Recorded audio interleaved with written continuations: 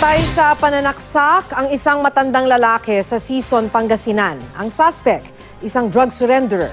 Makibalita tayo kay Joan Ponsoy ng GMA Dagupan. Mga saksak sa dibdib, braso at likod ang kinamatay ng 64 na taong gulang na si Samuel Japosen ng Barangay Labayog, Sison, Pangasinan.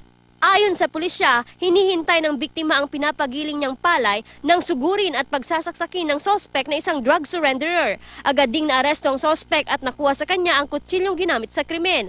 Hustisya ang hiling ng misis ng biktima. Kasi hindi naman kami taga roon. Hindi kami taga Labayog, kami taga Imalog lang po. Kaya hindi ko rin kilala sila. Ayon sa sospek, hindi niya alam ang kanyang ginawa. Nagsisiyang ko sa lahat ng nagawa ko. Pinagkuhan na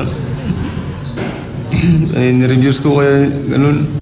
Ayon sa pulisya, sobrang agresibo ng sospek nang gawin ang pananaksak at hindi napigilan ng mga taong nasa lugar. Wala naman kaming ibang nakikitang dahilan para gawin ng suspect yun. May mga naririnig kaming na meron siyang problema sa pag-iisip.